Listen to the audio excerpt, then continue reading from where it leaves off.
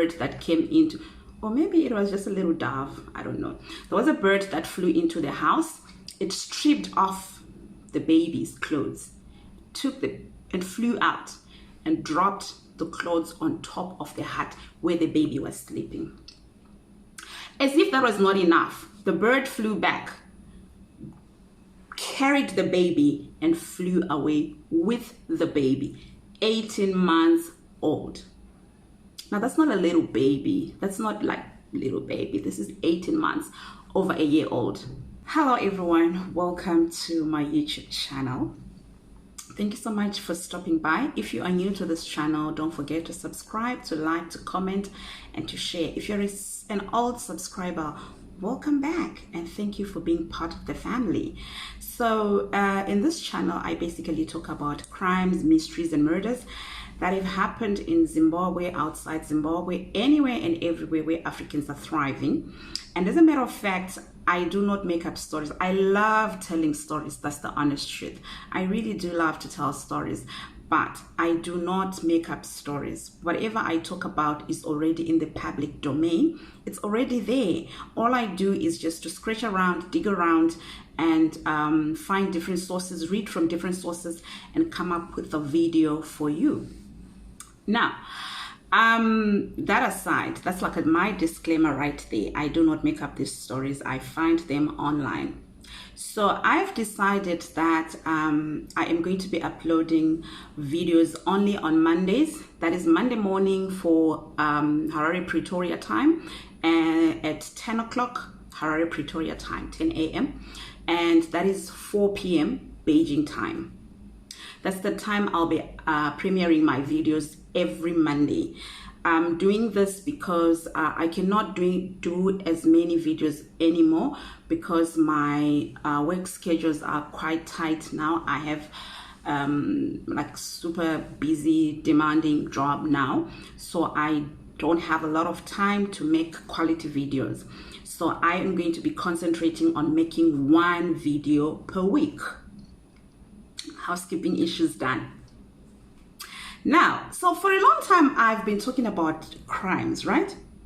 Yet I'm supposed to be talking about crimes, mysteries, and murders. I've spoken about crimes, I've spoken about murders, but I've not spoken about mysteries. And today I want to talk about mysteries.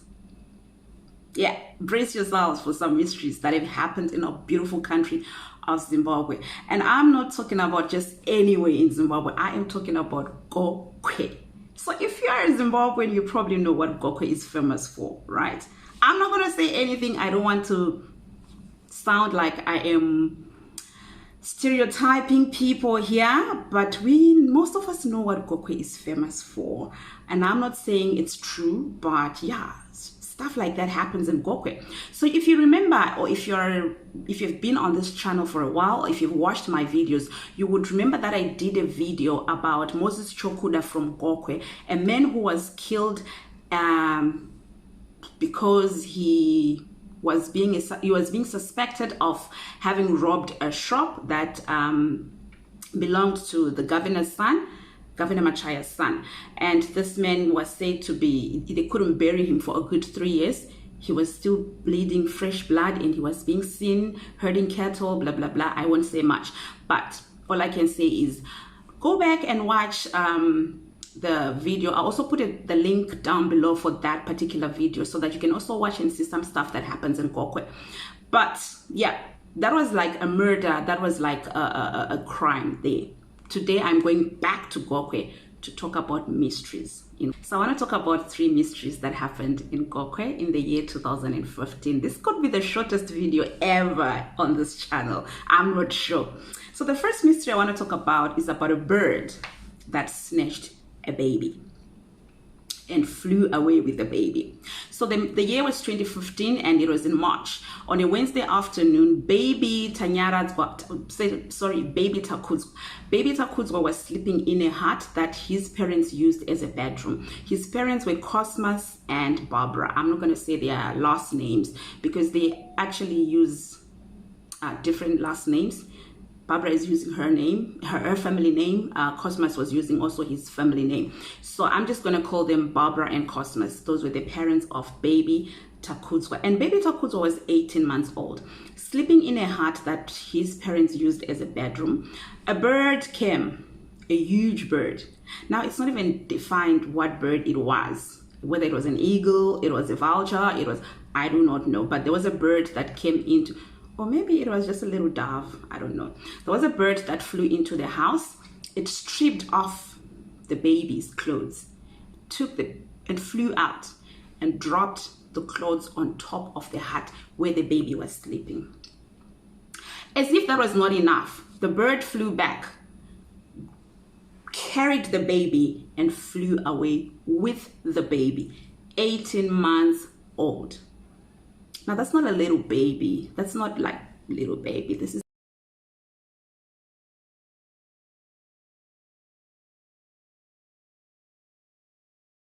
18 months, over a year old. Yeah. So the bird flew away with the baby for almost a kilometer from the family's home. So Cosmas said that when he saw that, he was scared at first, but he realized that if he was going to be scared and just stay there and watch, he probably would never see his son again. So the love for his son is what pushed the fear away, and he ran after the bird and started throwing stones at the bird,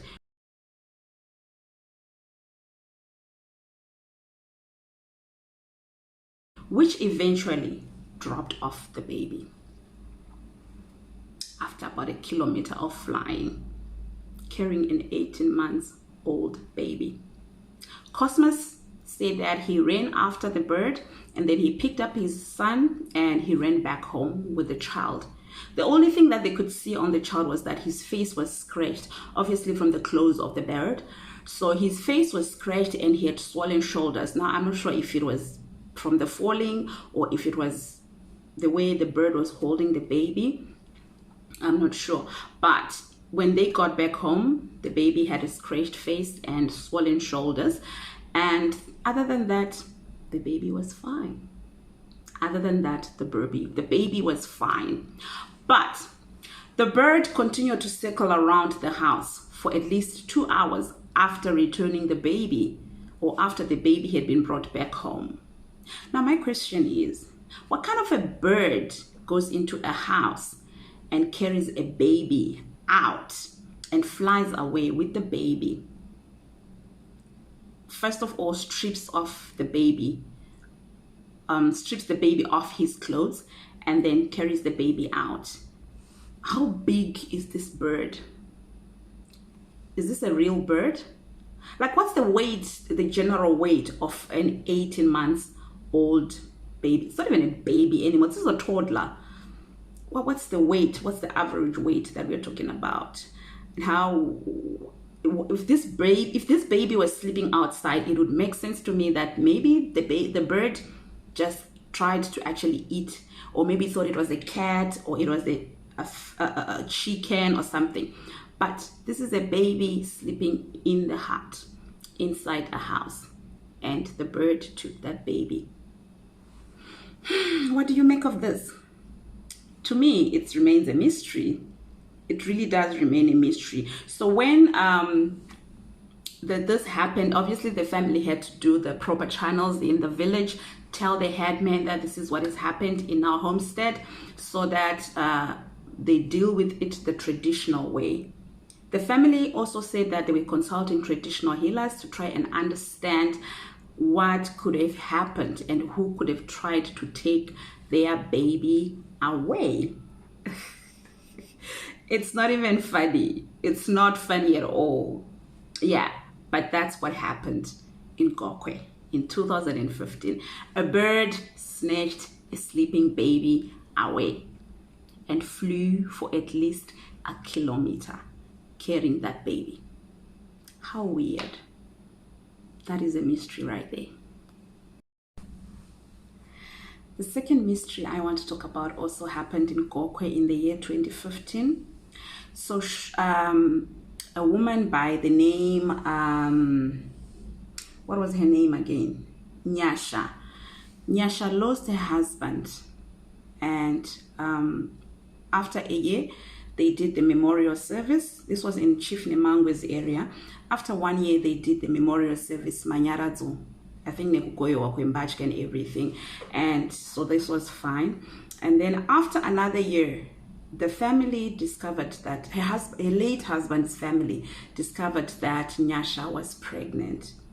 Now they were feeling that she disrespected the family by bringing in another man into her late husband's home and having a relationship with him, and then also getting pregnant. So the family was negotiating, or was petitioning rather, the Chief Nemangwe to actually evict Nyasha from her home, because they felt that she was being disrespectful to their family by bringing in her lover into their home, or rather their late brother's home. This is according to Abel. Abel is the late husband's brother, the brother-in-law to Nyasha. But Nyasha pulled a shocker when they asked her about the pregnancy, when they were asking her who the daddy of this pregnancy was. She pulled a shocker by telling them that it was her late husband's pregnancy. Now, remember I said it was 2 years after her husband died. So now she's saying that she's pregnant with her late husband's baby. How is that even possible? So according to Nyasha, after they'd done the memorial service, Manyaradzo, Magadziro, whatever you call them, where you come from, she said she started seeing her husband's ghost.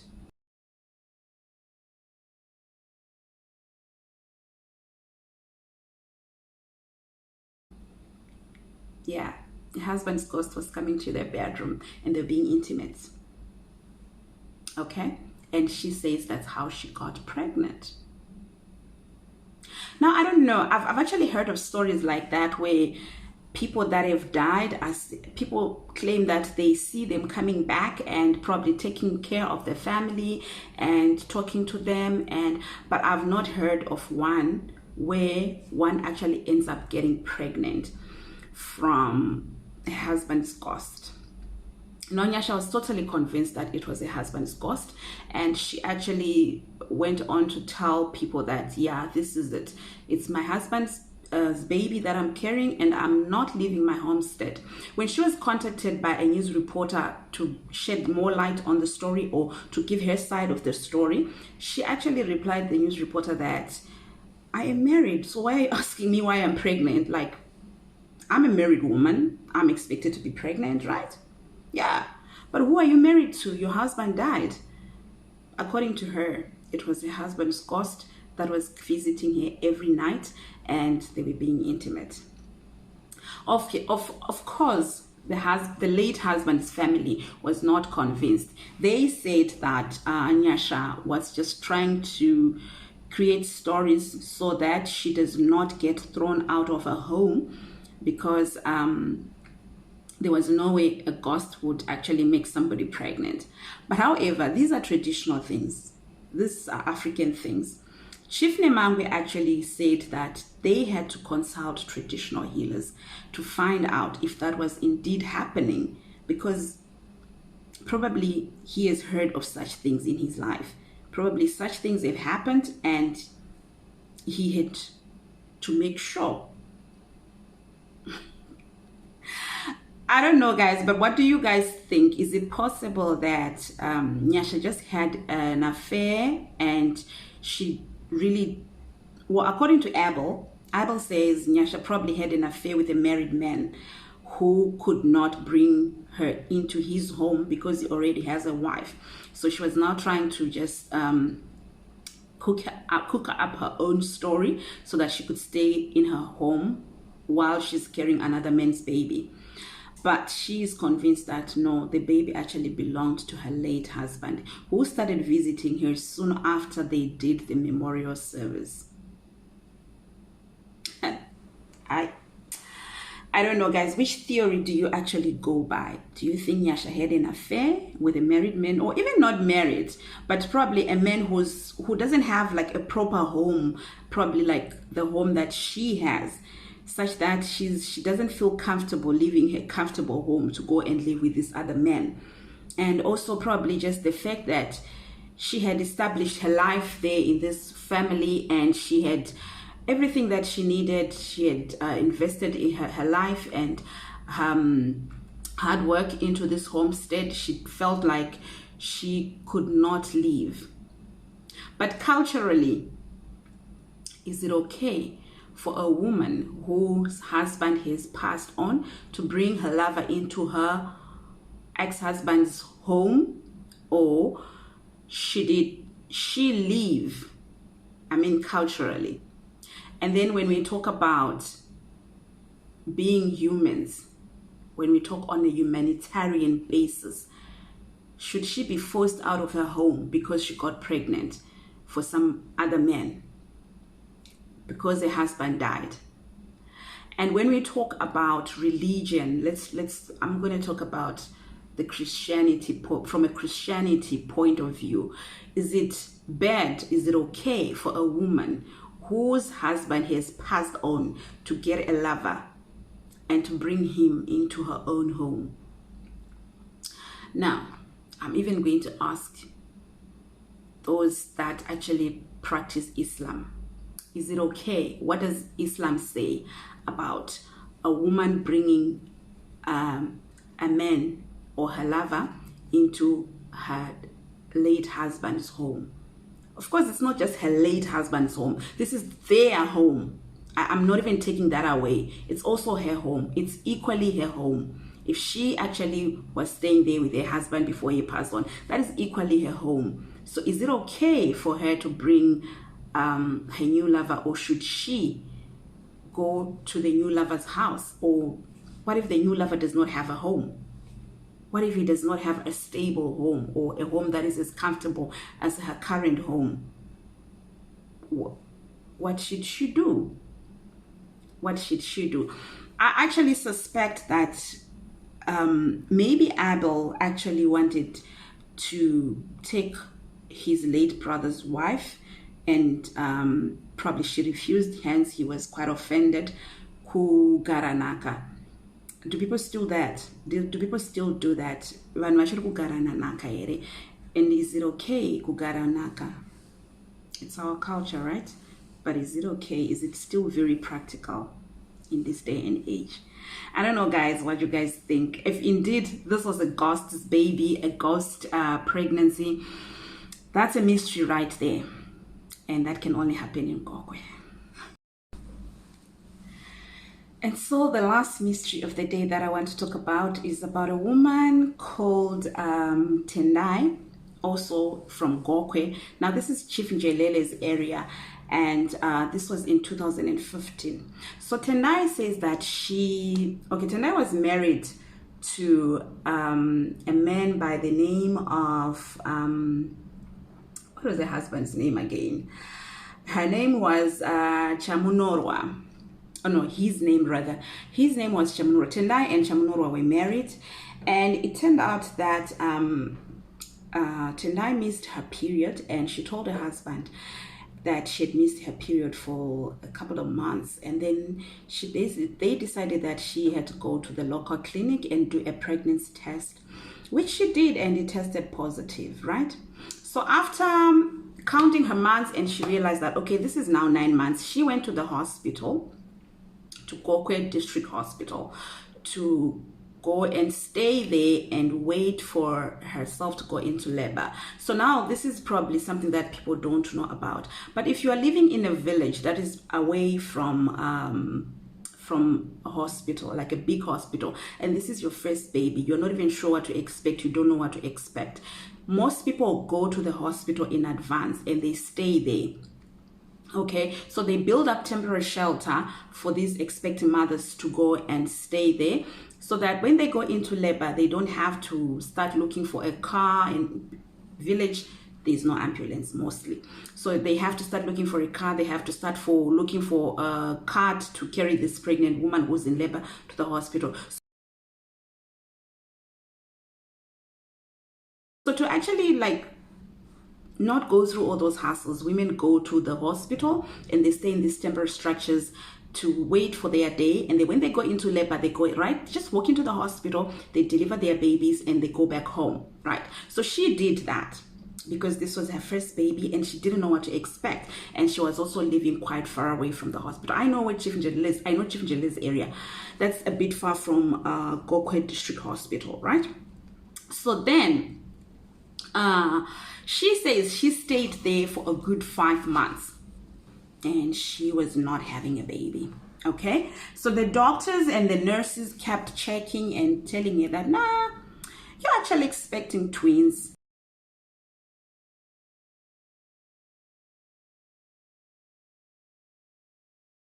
But no, it doesn't look like they are ready to come out. Your twins are not ready to come out. Now, I'm not sure if she was having ultrasound scans or if they were just pressing her stomach, if they were at all like listening for the heartbeat of the babies. If I don't know if all those things were done, but she said the nurses kept telling her that you are carrying twins and it doesn't look like these babies are ready to come out. Okay, so after staying in the temporary structures for 5 months, she decided she was going to go back home and wait. Probably she would go into labor when she gets home, and then they'll have to find a way of bringing her back to the hospital, or she'll have to go to a local clinic and deliver her baby there, or maybe she would have to call a midwife from the village to come and help her. But she was not having it anymore. She could not stay in the hospital any longer, so she went back home. Now, this is 9 months plus 5 months already into the pregnancy. Now, when she got home, her husband was already staying, had moved out of their home. He was now staying with a neighbor, a woman who was like twice his age, probably old enough to be his mom, but they were staying together as husband and wife. Okay.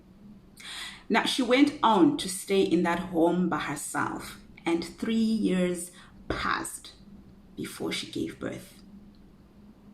Right. So word was going around, people were talking that, you know, her stomach is just growing and she's not giving birth and it's been years. And word got to the chief, and the chief was saying, this is witchcraft. She's cursed. Maybe the best thing is just to banish her from his area. Yeah, that was her cry really at the time that she was interviewed, that now the most difficult thing for her was that she was going to lose her home, because her husband, who was also the chief's family friend, had petitioned the chief to send her out of that home because she's cursed, because she's probably a witch. That's why she's not giving birth. You know how like when the baby is not coming out, sometimes the woman is blamed and she's supposed to confess and what. But guys, let's be honest. For 3 years, what are you supposed to confess? What else should you confess if you're going to be pregnant for 3 years? Normally, somebody is actually in labor, but the baby is not coming out, and they ask the mother, confess. What did you do when you were pregnant? That's why they confess things like, oh, I had an affair with blah, blah, blah. Oh, I did this. And then they confess and the baby comes out. But this woman never went into labor, not for a second. She never went into labor. So now she was saying her problem is she's worried that she's going to lose her home, because people in the village are saying that she's a witch. Her husband is saying she's a witch. How can she be pregnant for almost 3 years? She is a witch. She has got to be a witch. Okay. And then also she was worried that her husband was now staying with another woman who was like twice his age, old enough to be his mother. But there was nothing that she could do. She was staying there by herself. She was staying in her matrimonial home by herself. Is that even pregnancy? I don't know if that's pregnancy. But let's talk about what a government gynecologist said about that. A government gynecologist who was consulted about that said there are 2 things that could be happening to Nyasha. Either one, she got what is called phantom pregnancy, or what they call pseudo pregnancy. So this is a situation where somebody really, really badly wants to get pregnant, and then they start believing that they are pregnant. They'll even see the symptoms. They'll even have all the symptoms of a pregnant woman, but they are not pregnant. And because they are not pregnant, they will never give birth. The second thing is that she said, since her stomach is also growing big, it's possible that she has fibroids in her uterus or in her tubes. That is what is making the baby, the stomach to grow and look like she's pregnant. So she was saying that she had to consult this gynecologist and have them do tests on her to see what she has, because this gynecologist said that she had actually operated on a woman who had a fibroid that had grown to 18 kilograms. A whole 18 kilograms in your stomach. Like, that probably looks like you're carrying triplets, right? Yeah. But according to the gynecologist, she was recommending that, Nyasha should just go and get proper examination and get tested and see if she does not have fibroids in her womb, or if it was just not phantom pregnancy. What I don't know is, with phantom pregnancy, does the stomach grow big? Can people actually see it? Because it's in my mind. Why would people see the stomach growing big if it's just in my mind? I should be the one seeing my stomach getting big, right? Other people are not also under the same spell that I am in. It's my spell. So I should be the one seeing that stomach growing and not the rest of the community. But the rest of the community indeed saw the stomach grow big, but there was never a baby coming. Now, guys, what's the explanation here? Do you think it's a medical problem, or do you think it's really, really, really witchcraft? Because now I don't see anywhere where it was said that she had like a proper ultrasound scan where they could see the baby, or if they were testing for the baby's heartbeat. But I want to believe that when she was going for her pre-what? Yeah, those ones that you go to when you visit the clinics when you are pregnant, prenatal. I think so. So I think I want to believe that they do try to actually hear the sound of the heartbeat. And they also try to see if your stomach is growing. They measure your stomach. They try to feel where's the head of the baby, where are the legs, is the baby positioned properly? And how do they even come up with you are having twins if they didn't do all those things? Do you think she was bewitched? Do you think she probably did something to somebody in the village and that person said, you are going to be pregnant for a good 3 months?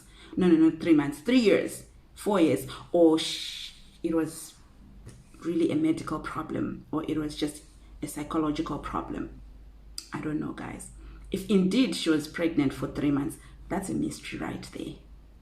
That's a mystery right there. How do you explain somebody being pregnant for 3 months? Not even an elephant can, for 3 years. Oh my God, I don't know why I keep saying 3 months, eh? Not even an elephant can be pregnant for 3 months, for 3 years. Not even an elephant can be pregnant for that long.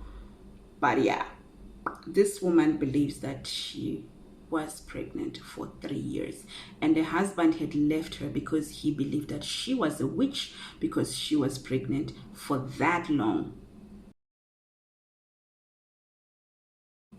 Gokwe people, tell me, is that even practical? Does that happen? Medical people, tell me, is that even possible? How about religious people? What do you think could have happened to this woman? Do comment down below whatever you think about any of these mysteries. But yeah, what I can tell you is in Gokwe, it is actually believed that this is all work of witchcraft. This is all mysteries that are happening because of African magic. Yeah. We are Africans. African things happen to us, right? Anyway, guys, that is all I have for today. Thank you so much for watching. I think I'm going to be looking for more mysteries. Let's just leave the crimes for now. Let's leave the crimes a bit and just try to find mysteries. Yeah? I actually have a story again about, I'll do another story about 2 mysterious deaths that happened in Gurube. Yeah, those are quite mysterious, right? But anyway, that's a follow-up video that I will definitely do. I'm also going to put the link down below for a video that I did about a man that died in Gokwe and was not buried for good 3 years, and that is related to mysteries that have happened in Gokwe. If you know any mysteries in your area, in your home, do let me know. Let's talk about them. Let's discuss. Let's talk about it. I mean, mysteries are happening. Mysteries are a part of our lives as Africans, not even just as Africans, but as people. Mysteries are part of our lives. Thank you so much for watching, guys. So if you are new to this channel, don't forget to subscribe. I'll only be uploading videos on Mondays, 10 o'clock in the morning, Harare, Pretoria time, and that is 4 o'clock in the afternoon, Beijing time. Guys, stay safe, be safe, look after yourselves, look after your families. There is COVID out there. Take care of your loved ones. Losing one life is way too many. We don't need to be losing lives over COVID anymore. It's been years, and we now know that that thing is there and it's probably here to stay. So let's just do what we need to do to keep ourselves safe. Meanwhile, stay blessed and stay away from mysteries. Goodbye.